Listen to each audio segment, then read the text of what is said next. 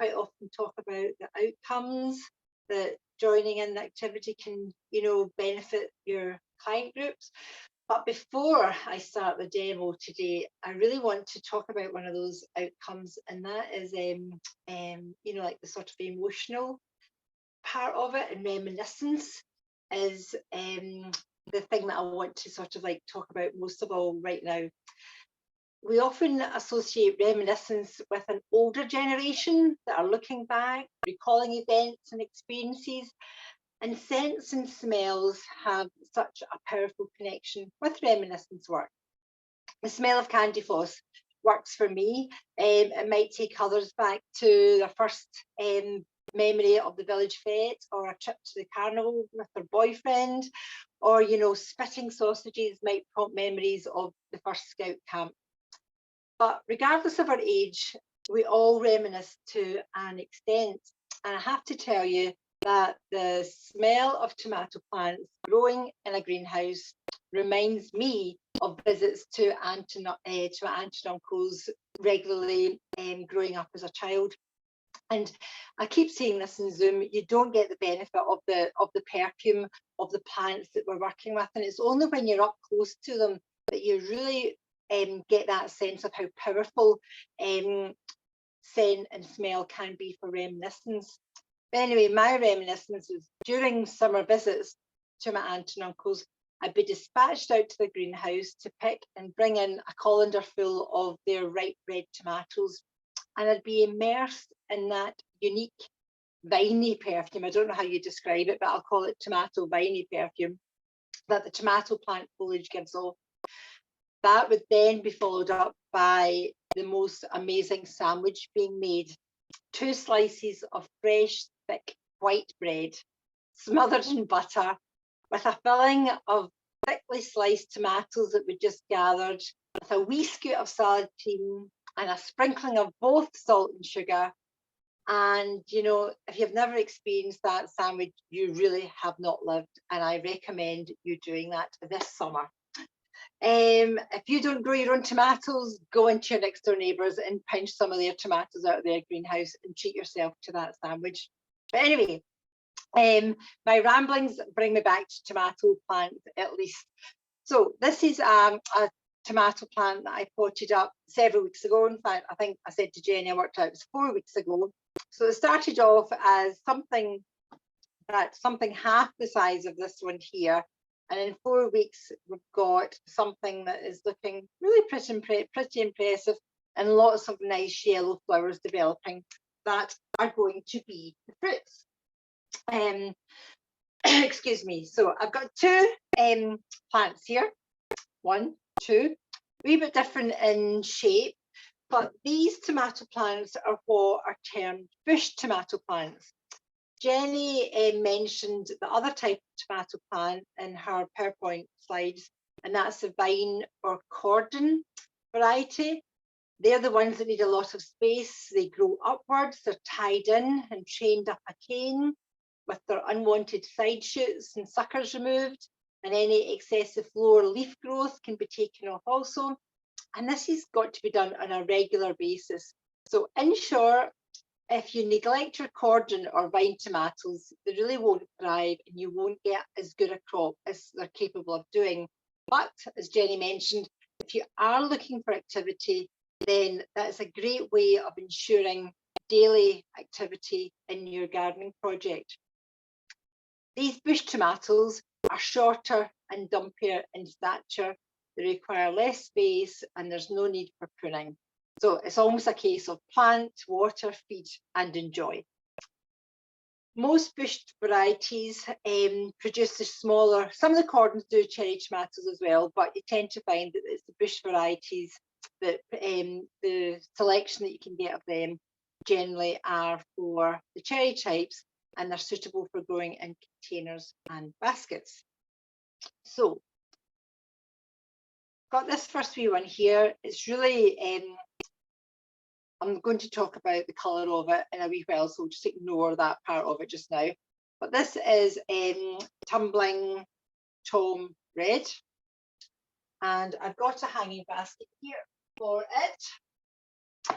Now, the basket's got a round bottom to it, so it can be a bit wobbly when you're working with it on a flat surface. So get yourself a flat bottomed pot or pail, something like that, and you can wedge it into there, and that makes it a bit more steady to work with. Now, I found these in B&M, an absolute bargain. Other retail stores are available to buy hanging baskets out of. All plain, you know, it's got its lovely liner, it's got this sort of mop wrought iron effect. I've used these for quite a few years and they really do last a long, long time. So I think they're very good value for money and very decorative also. Now, this coir liner is fabulous for holding in the compost. It lets water eke out and it doesn't let it all cascade out in one go. But what I find, sometimes the coir can be a wee bit thin in the ground, and tomatoes in particular really need their compost to be kept moist, not soggy wet, but sort of like damp sand wet the whole time to ensure good root production. So what I'm going to do is put in my own liner. This is a compost bag that I don't need. So I've cut it up and cut out a circle. And what I'm going to do is just snip a few holes in it because I don't want the water gathering too much in the basket. I wanted to hold on to enough water but let all the excess out. So this is me just adding in my extra liner. Now for this, it's a general purpose compost that I've chosen. Try and buy the best quality that you can get your hands on. That's my recommendation. And also, if you do have a local nursery, you know, like a plant nursery where perhaps like a family-owned one, a smaller one, you tend to find that they still make their own compost, and sometimes they actually sell their own compost as well. So I would go in and have a chat with your local nurseryman or in a garden centre and just ask their advice. So nothing fancy, just a really good quality general purpose compost. This is what I'm working with here. Now, as usual, I've not got my gloves on because I'm naughty, but please encourage your clients to wear gloves. And if they don't, for whatever reason, just ensure they wash their hands thoroughly after the activity before eating or touching their faces, drinking juice, whatever. So I'm just breaking up the compost. I'm putting it in so there's no lumpy, clumpy bits for the fine roots of this wee plant to grow through.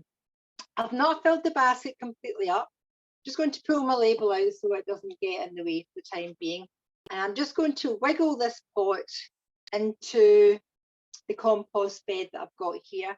And this, the pot that the wee tomato plant is sitting in, is about 2 centimetres lower than the rim of my basket. I don't want the compost to be any higher than 2 centimetres shy of the rim. And I'm going to take a plastic cup here. Again, depending on your client group, using a cup might be a bit confusing for them and they might think they have to put the compost in their mouth. But you'll know your client group better, and maybe just to use their hands would be more sensible. So I'm just squeaking the compost in here.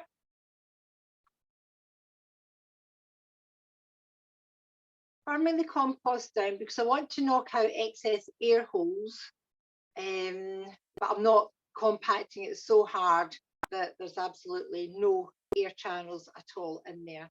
A wee bit more compost just to bring it up to height. And the good thing about my pot still sitting in here, the wee plant is supported by the pot round about it. It's not falling about all over the place. Don't have to worry if it's in the centre, it's moved. This is looking good to me. And then I'm going to pull my pot out, plant it all. And I've left an indentation where the pot was. supporting the plant with one hand at this end, and with my other hand, I'm just squeezing the bottom of the pot and out. It pops quite thin. Very healthy root system here. I'm just gently breaking some of the roots just to stop them from any spiraling that might fancy get themselves into. And then I'm just going to pop this back down into its wee hole. And then thumb and forefinger just firming in round about what I call the neck of the plant. And there we have our tomato plant planted. Now I'm going to take my label and popping it back on the side here, just in case a visitor says to me, which one's that? Once I've taken a tomato off of it, because I've got several growing in hanging baskets now, and I can't tell the varieties apart by looking at them. So I have to pull out my label to let people know what it is. So now I've got my plant in its basket.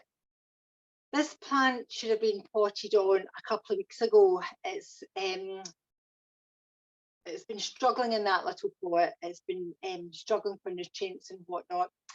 So now that it's in its basket, it's going to come away beautifully for me.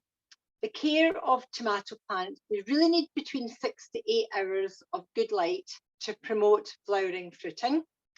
The fruit production, the making of the tomatoes requires energy, and the plant gets that from the sun.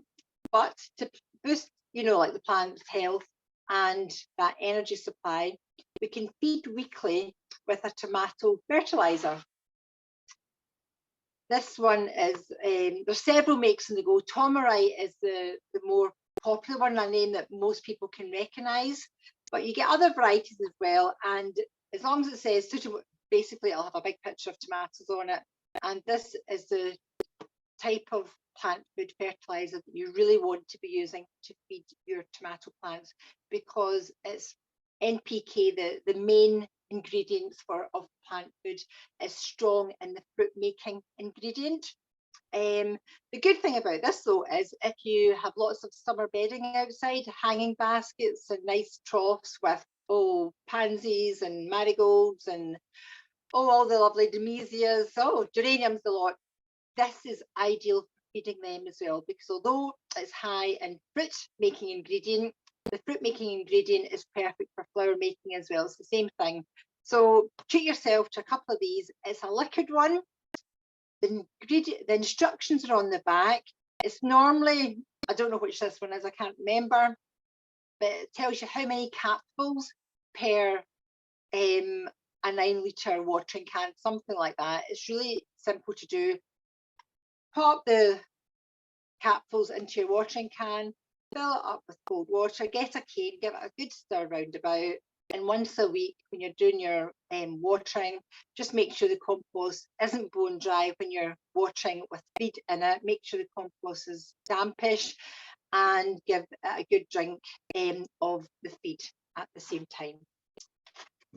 Now, this wee plant here, as I say, should have been potted on a wee while ago, and you can see it's actually started to make wee tomatoes here. It's desperately wanting to do what it was born to do, but I know that this plant has got so much more capacity. In fact, tumbling toms, you're meant to get between about 200 to 250 tomatoes off of them. So I need this to be much bushier and much bigger than this one if I'm going to get that type of harvest. So what I'm going to do is cut off these wee flowers, because at the moment the plant thinks all it can do is put all its energy to making these wee flowers turn into fruits. And these wee tomatoes, cut them off. Aren't they dead sweet? So I feel quite bad doing that, but I'm not going to do any more. I'll do that later on. So I'm going to nip off all of these wee flowers. The plant then goes, oh, best put on more growth, so I've got more space to make more flowers that will turn into fruit, and I'll get a bushier plant that will give me that much bigger harvest. So ideal temperatures have been, the last few weeks have been absolutely perfect. for getting our tomato plants up and running. And we're looking for daytime temperatures between about 18 to 21 degrees, but apparently if it goes above 29 degrees, they really struggle. But I don't think we have to worry about that. And hoping to keep the nighttime temperatures round about no less than 13 degrees to ensure that the plants are really, really doing well. These flowers are going to turn into the tomato fruits, but they need to be pollinated. You can hand pollinate yourself, but the best way is just let the bees get on with it. Bees are great for pollinating the flowers, and that's what set the fruit. Now, if it's too cold or wet or windy, there's not so many bees about because they're not as active in those weather conditions, but you tend to find the weather always corrects itself and the bee activity will return to normal. Now, as I mentioned, I've got several hanging baskets now with different varieties of tumblers in them. Oh, sorry, I should have said bush varieties. That's it to begin with. You get the ones that are upright. This is my next one I'm going to show you.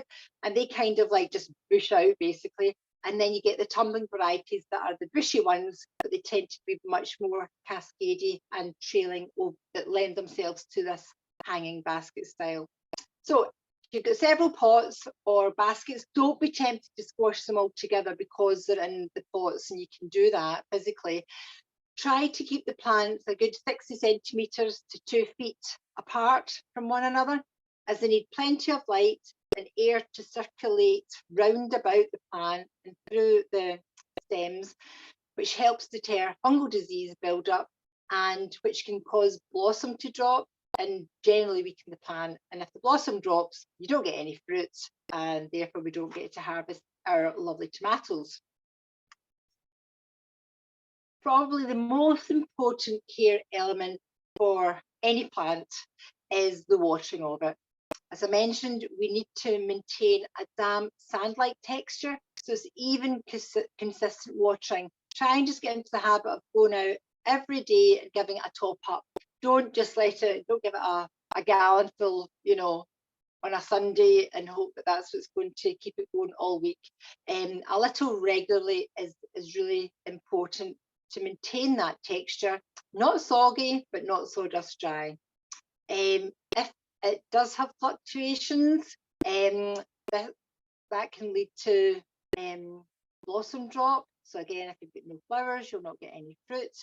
And once you get to the stage where fruits are developing, if it's too wet, too dry, too wet, too dry, the fruits don't remain elasticated as they swell. So they start to dry out, and then you give that a wee drink of water, it puts on another growth spurt, and then it bursts out of that sort of like dry, taut skin. And the fruit is still edible, providing there's no sort of like evidence of like any disease having got into that open wound. It doesn't look attractive, and most people would shy away from it. So that is our hanging basket with my tumbling bush tomato in there. What I want to show you now is this other one. I actually picked this bush variety up when I was at a garden show last weekend, and the variety is called Baby Boomer. Now, I've never grown Baby Boomer before, so I had to do a wee bit of Googling. And Baby Boomer, one website told me it would give me 600 tomatoes. The other one said 300. So I'm not going to count them how many I do actually get from it, but I'll be interested to know which website is closer to the truth. So this one is not a tumbler. It's going to grow up and grow more bush-like. So same thing, I've got my general purpose compost. And I'm just going to break it up in my trug here at the side. And then to cheat, I'm just going to go straight in like so. Some more up here.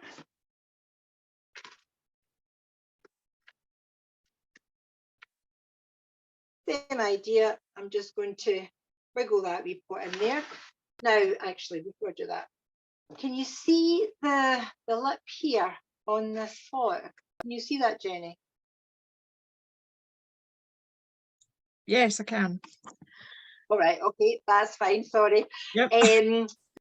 That, if you've got that mark, most pots have got these marks on them, and that's actually a guideline. That's called the watering mark, and that is where you shouldn't plant your compost any higher than that. Even on little pots like this one here, there's a small indentation, and that's this pot's watering mark.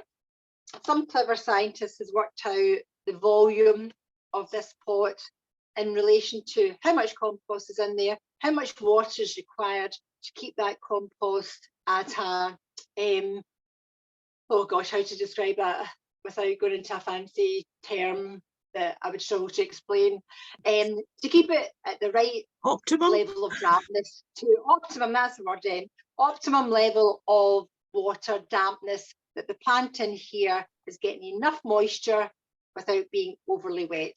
So I'm going to wiggle my pot back in here, and that's at sitting level with this watermark, and I'm going to get my scoop again. Same thing, I'm just going to squeak in round about it.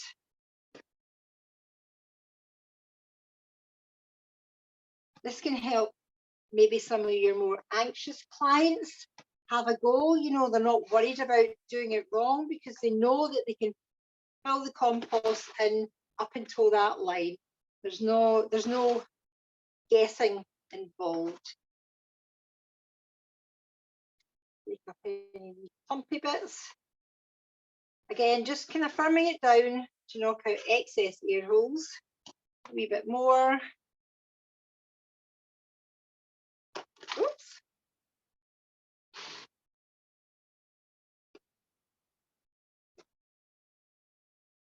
And that's me just sitting on my water line. Pulling my pot out again, put the label down the side. Same idea, support the stem gently and pull out the pot. Nice wee root system. Pop it back in and firm in and around. Perfect. And that's me, got my water line there. And the idea now is when we come to water this, I'm not going to water them in here. Once I take this outside and get it in situ, I'm going to give it a right good deluge of water, and I'm going to water up to just before it starts to cascade over the side, and that is enough water for this pot. It will slowly percolate its way through, and the compost will absorb that water that you put in there. In a few days' time, I'll go back out, or I'll check it every day, but it'll probably be a couple of days' time when I'll test my compost. I'll put my finger in, and if it's feeling dry down just below the down about 2 centimetres, it definitely needs another good drink. But you're keeping that sort of damp sand-like conditions. So we never spoke about pests when we were talking about the care of our tomato plants. Aphids such as black fly and green fly are drawn to the yellow flowers of the tomato plant, and once there, these wee blighters particularly enjoy the sap from the young leaves.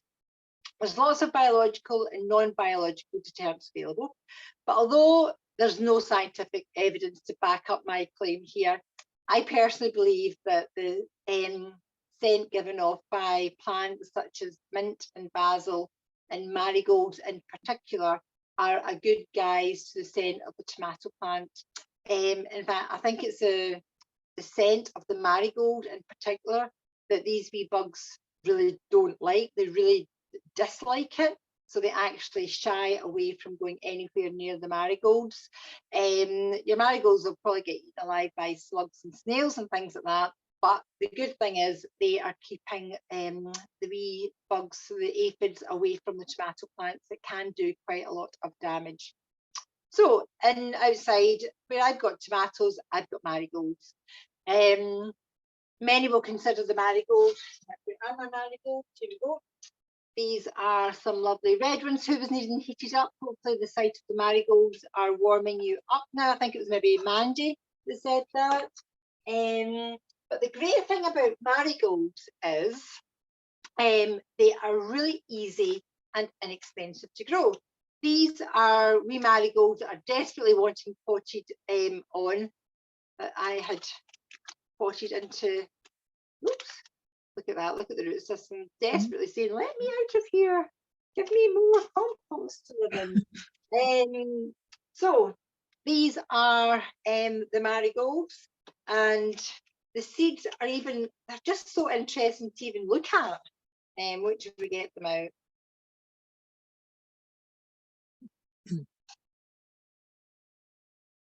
They're kind of black and white. They remind me of zebras for some smell, for an obvious reason. They don't look like a zebra, but they remind me of zebras. So lovely, wee, interesting seeds to have a look at. They're one of the easiest flowering plants to germinate. So possibly too late to grow your own marigolds this year. You could do it, they will still grow, they will still germinate, and they will still grow, but it'll be like another 4 to 6 weeks before they'll look anything like this. But you can buy them in the garden centres just now and get them growing beside your tomatoes to deter these aphids from visiting. So that's your marigolds that will help keep your pests at bay. As I said, the marigolds, grow them on a windowsill and they'll be raring to go. In fact, mark it in your calendar for next February, March time. The great indoor activity to be doing in anticipation of this time of year. And of course, finally, the really good bit. We get to harvest the actual tomatoes. I'm just looking at the clock, Jenny. I was going to pot up the marigolds, but I think I'm going to run out of time a wee bit. But I would pop 3 marigolds round this pot here so that I've got plenty of marigold life next to my tomatoes. So, as I said, the really good bit, fine motor skills are going to be exercised in the picking of the fruits.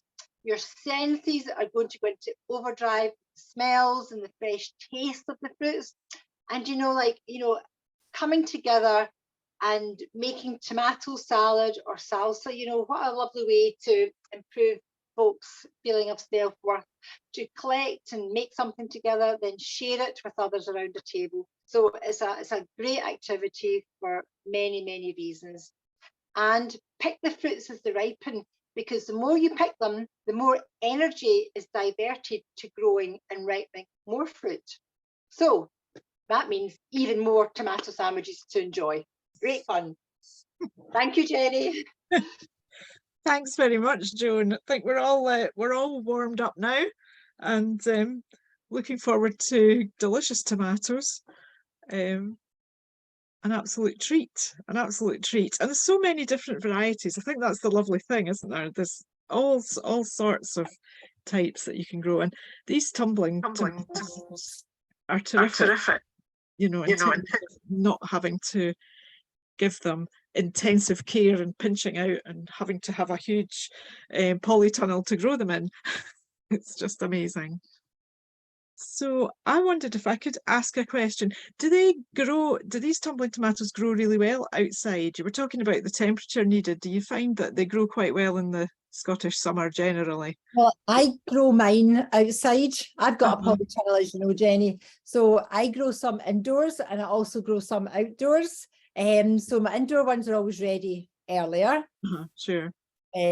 But they do grow outdoors and they grow well. I'm south facing here though. And they're on a sheltered wall. So south facing, sheltered spot, they'll definitely, I have success. And I'm down in Ayrshire, which is maybe a wee bit milder than you, Jenny, but I get all the wind that's on the go here. I live at the top of a hill.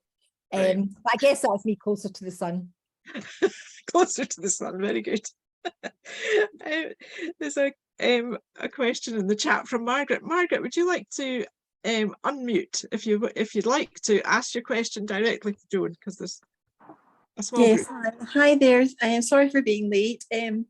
It's just I'm about to plant out my tomatoes, and just wondering what size the pot is for the vine tomato, the single one that Joan planted. Just a few Okay, minutes that- ago.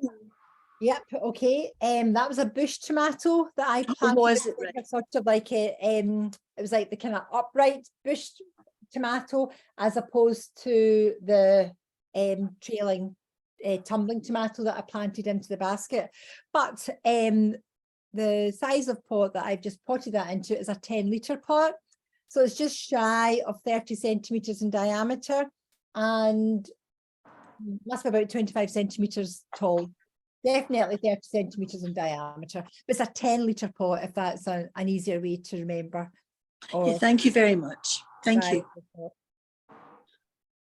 That's good. I know I've seen people plant them just straight into, those grow bags that you get. Yep. Yeah. Is that really for cordon ones if you want to grow them? Is that? Well, Jenny, in my polytunnel at the moment, I've got one grow bag and I've got a vine growing up.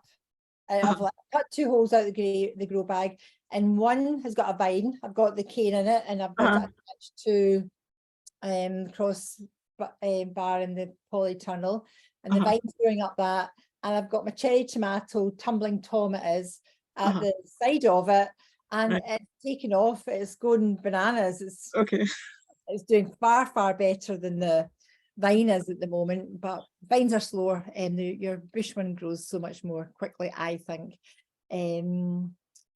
So yeah, no, they will grow in a pot. In fact, Margaret was asking about if you were wanting to grow a vine, you can grow the vines in pots, but you would need to have like make sure that it doesn't tumble over, like the cane would actually be working to stop the plant from like falling over. But I'm assuming you would have it up against a wall or something so that it's, in the polytunnel, it can be open all the way around about. But anybody that grows vines outside here, they've always got them growing up a wall, or when I say up a wall, against the wall with their cane, so that they've got that protection, something to kind of lean the cane against to tie them into. Good. Okay. Mandy, you've got a question about feeding. Yeah. I haven't spelt tomato right, but let's ignore that. I don't know what happened there. Yeah, I get really muddled up with sometimes what is actually organic feed, in the sense of something that's grown organically and then something that's like using natural things rather than animal. So I've tended to just use seaweed feed for ages.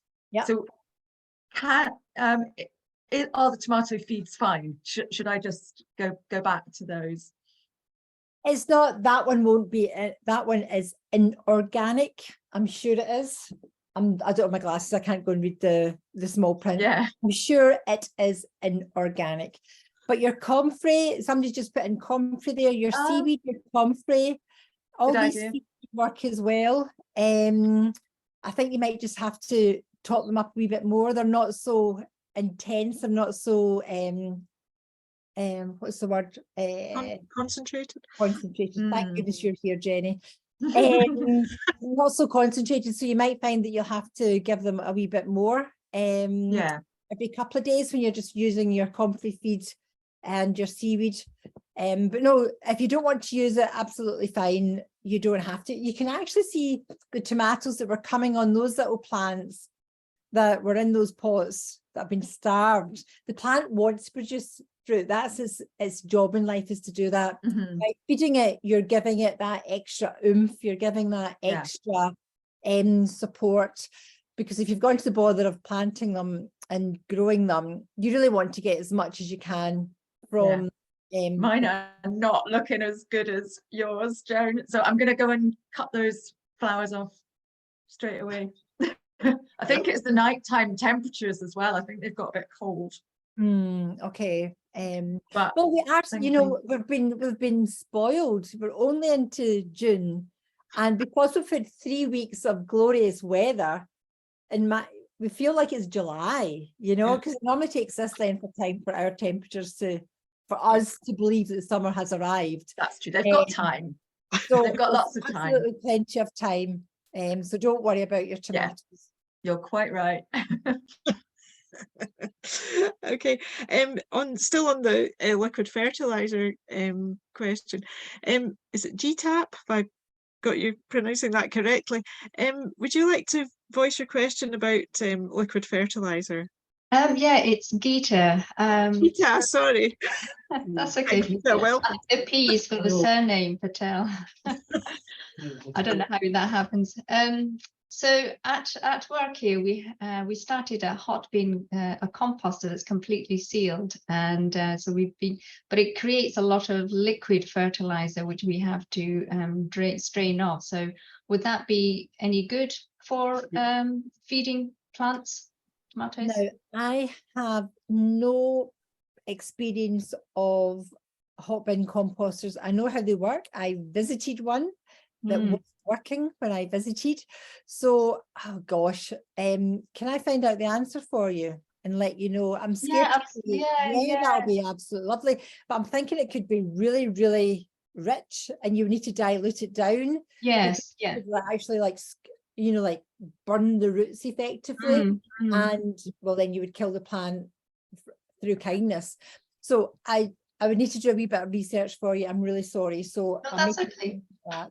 It's very new to us because this is the first time we've been using it, and but it does produce a lot of really rich liquid. It's really dark, and I just thought maybe I could use that, you know, diluted like you said. Yeah. What do you do with that liquid at the moment? Oh, I've just got it. I've just bottled it up. I've got quite a few bottles of it at the moment, because I think I do need to drain it. Otherwise, the compost becomes very, very damp, wet. Yeah. I've heard that described as liquid gold. You know what you're getting from your composter. It was, well, I don't know. Do you have worms in your compost? Yes. You yes. do. You do. Yeah, I was visiting a project up in Aberdeen earlier in the year, and they were talking me through their big composter. They had it in, it was a bathtub they had with a lid on, so it had a drainage hole where the bath would drain, you know, so they had a bucket underneath to collect it. But they were saying that actually the fertilizer they got from that was terrific, as well as the compost.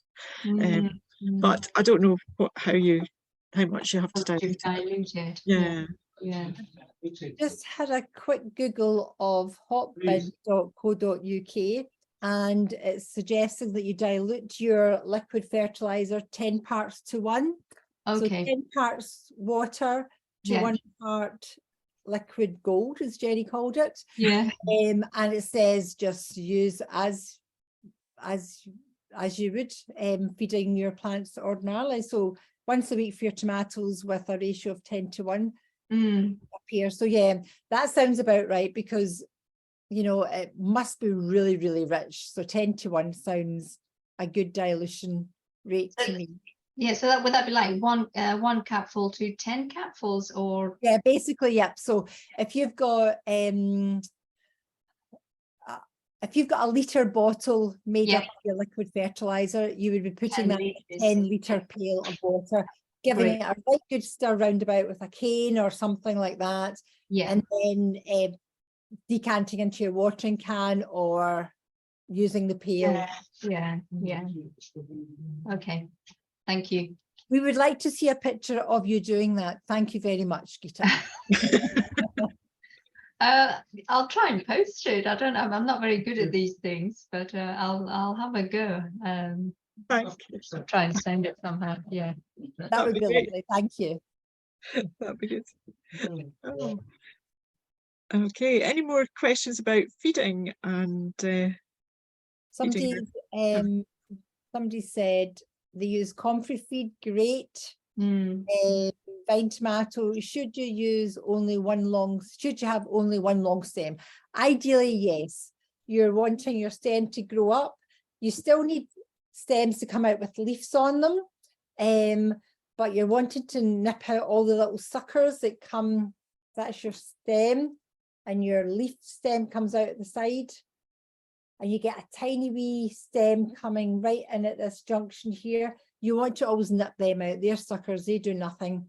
And then you'll get your little trusses forming off the stem or off of your leaf stem.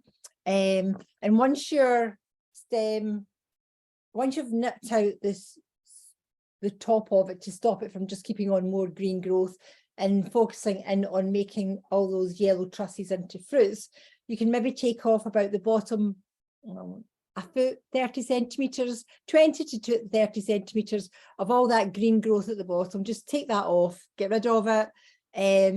Because again, that's it, just using energy to keep those green leaves looking nice, and they're not going to do anything for you. And also it'll let more air circulate in and around the plant to keep the overall health of the plant good. Great, that's great. Thanks very much, Joan. Any more questions on the intricacies of tomatoes? Could I ask just another wee question, please? Sure. Margaret. It's back to the, I've got two Elsa Craigs growing. One is a straight stem, long stem, but the other one has actually forked the top and developed like a V shape. So I'm wondering if I should just take one of them out and just, so it has one long stem. That's really what I'm confused about. Yeah, it's just, you know, like it's been growing upwards, and then that's just like a side stem that's decided it's growing, and it's now like that. Which one wants to be the leader? Yes. It's vying for kingpinness. So yeah, take the weaker looking one out, I would suggest. And then, you know, once you've maybe got about, I don't know, a good 6 trusses of nice fruits on it, you maybe want to sort of like nip out maybe more than nip out the top and just let it concentrate on making fruit on that shorter stem, as opposed to keeping on putting energy. It's got to take all that, it's exhausting carrying all that food from the compost all the way up to the top. Help your wee plant out. Right, thank you. That's great. Should you start feeding like just now or wait till the fruits appear?